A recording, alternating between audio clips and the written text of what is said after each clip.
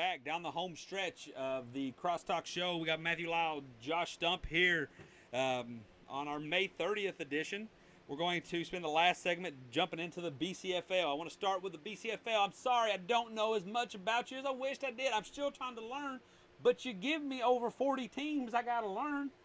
It's tough to do. And then they're all in different tiers. They play each other. I think Lima has 3 teams. They like to name their teams after directions. I know I've talked about this before.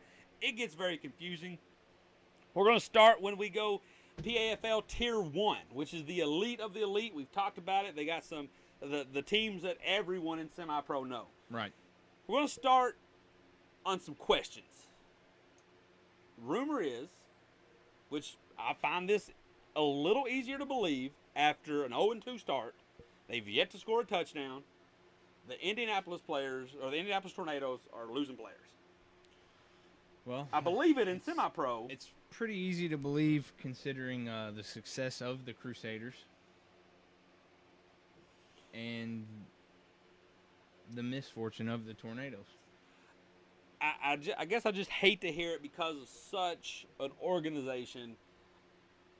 I don't think they're going to fold. I don't think anything of that's going to come. I can't see that happening. And I think happening. they play enough Tier 2 teams to get some wins and get some jail going on.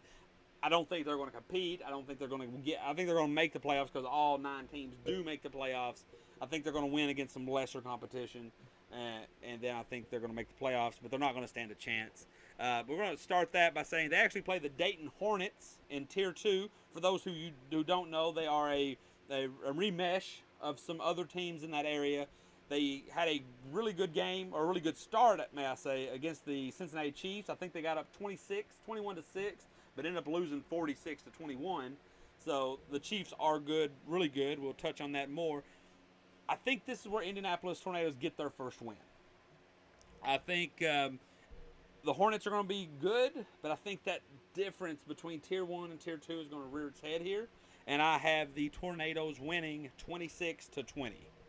Well, and I think this one here really tells us who the Tornadoes will be for the rest of the season. You're talking a Tier 2 team against a Tier 1. Mm-hmm. If this Tier 2 team comes out and wins this game, maybe the Tornadoes are now worse than we thought they would be.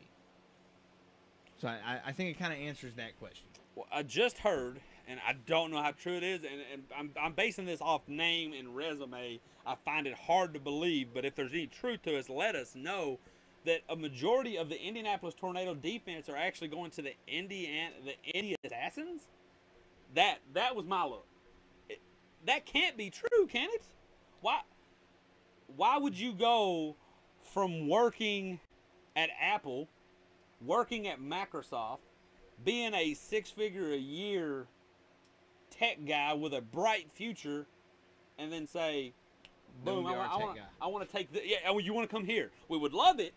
The Assassins would love to have that happen, but just the step in resume. You're going from PAFL Tier 1 to the BGFL against a team that has a shady past. I don't know. If you can find some truth to us, let us know. Like I said, I have them winning 26-20. We're just going to kind of dive in to some of the games that I have here. I have number 4, WPA Wildcats taking on the Lorain County Nightmare. The Wildcat took a surprising loss to the NEO Predators. Actually, what happened, I think the Predators had a lead. The Wildcats was on some sort of drive. The lights went out. Boom. Oh. We talked about it last week. And then they decided we're not going to finish this game. Yeah. Which I get it. You know, you don't want to have to travel again. You don't have to travel on a holiday week. You're already locked into the playoffs. Yeah. The rest is about seeding. I wouldn't have really sweated either. I think they get back to their winning ways. I think they're going to win 33-6 over the LC Nightmare. Moving on, we have the number 6 NEO Predators team I was just talking about taking on the number 9 Pittsburgh Rangers. The Rangers have shown some heart, but I think they are undoubtedly the worst team in Tier 1. Right. I have the Predators winning 28-0. The Ohio Raiders, a team that has come a long way. Their owner is the commissioner of the PAFL. He has a really strong organization, promotes really well, recruits really well. He's actually taken one of the He's actually playing one of the worst teams in Tier 2. So not only is there that tier gap, you have a team that have been bullied. The extended gap. This could be as bad as 80-0. I'm going to say that it's not, because when you're in Tier 1, you focus on Tier 1. Yeah. You don't need to keep up with the Joneses. You are the Joneses. You know, LeBron James doesn't try to go to the Y and show people. Yeah. I think they win 55-0.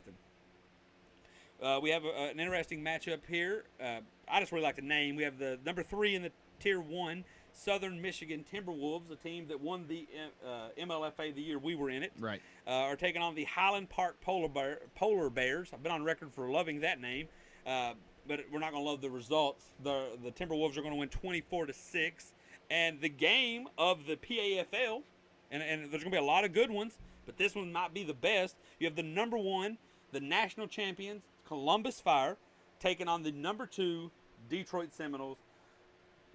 I don't know enough about actual players and who's going to do things here and where. But based on what I have seen, based on what I do know, I think the Fire are one of the top teams in the country, at least in this side of the country. I don't know what goes on out west or out in the Midwest, even once you get outside the GDFL. I have the Columbus Fire pulling this one out, 31-21 over the Detroit Seminoles. To recap some of the Tier 1 things, I think the Tier 1 champion will be the Columbus Fire.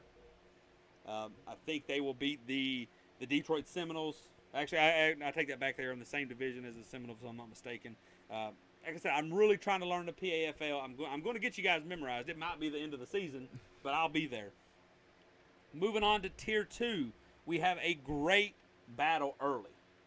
We have the number 1 Cincinnati Chiefs taking on the number 3 Butler County Broncos. The Chiefs, one of the top teams we've talked about. Yep. The Broncos was your 2017 BCFL champion. They went to Tier 2 to try to get a step up in competition, I guess, if you will, or more friendly travel area now that the BCFL. Actually, I don't really know where Butler County is, so travel may have had nothing to do with it. Either way, it's going to be a very good game. I'm going to actually say this is a battle for the number 1 spot. I got the Canton Bulldogs number 2, or Pit Bulls, sorry, Canton Pit Bulls number 2. But I think if Butler County can show me something, they call them BCB, if they can show me something, I wouldn't be opposed to jumping them to that top spot, depending on the game goes. I don't think it'll go like that. I think it will be close. Butler County has not given up a touchdown in league play. But I do think the Chiefs will win 14-8. Some of the other games, you got number 9 Pittsburgh Saints taking on the 13 Strabane Spartans. I have the Spartans winning 20-14. This is one of the teams that apparently I have losing more games than they like, which what team doesn't, right? Right. But apparently that's the team I want to watch because I have them losing 5 or 6 times this season. Yeah. Apparently they haven't lost 5 or 6 times in the last 3 years. Fair enough. They're telling me to pump the brakes. I'm telling y'all to pump the brakes. I might be wrong. I'll never admit it. Well, prove it. Right, absolutely, prove it. You know, if you think you can, and let's see it. We have the number 14 Ohio Valley Saints taking on the number 20 Ohio Rage. I don't know much about either one. I know the Rage actually, from what I've heard, took a forfeit to escape an embarrassing beatdown. I don't think you're going to be able to escape it this time. The Saints are going to win 24-12. The Lima Steam, I don't know much about them. Number 21, I have them getting it. They will get a forfeit win, from my understanding. The number 17 NEO Silverbacks will be taking on the MV Rough Riders from Tier 3. I have the Silverbacks winning 26-20. I think the Rough Riders have a nice offense. They are 1-1 in their Tier 3 play. The Silverbacks are 0-2, but have had a very rough start to the season. They played a Tier 1 team in the Predators Week 1. They played the number 2 Canton Pit Bulls in Week 2. I think this is the chance they get to show who they are. Right. And I think they're going to win 26-20. We have another Tier 3 team, the West Virginia Storm. I like this team. I don't really care what they do on the field. They have some passionate players, and I think they are a good team in Tier 3. They're taking on the number 10 Columbus War Eagles. They're going to hate me for this. I'm going to hear from a guy named Billy Cole. Dude is hilarious. I want him to stay talking to me, let me know what I need to know. But I have them falling short, 34-28. Good high-scoring game, at least at semi-pro. I think it's going to be a fun one. The number 2 Canton Pit Bulls will continue to be number 2 as they grab a forfeit win. The Ohio Crush will actually take on another Tier 3 team in the River City Buccaneers. The Buccaneers, I think, will get the win here, 22-16. The Westmoreland Wolves will take on the Cleveland Patriots, which if you're an NFL fan, you couldn't get more of an oxymoron name. You have the Cleveland, and then you have the Patriots. This one's not bad. Cleveland. This Cleveland's not right. This maybe the owner is Bill Belichick. This one, I think the Wolves will sneak it out, 20-18 win. I have the OG's team, the Michigan Hurricanes, taking on the Tri-County Crusaders, not the other Crusaders. I think the Canes win 30-0 here. The number 7 Summit County Storm will take on the number 6 Cleveland Rams.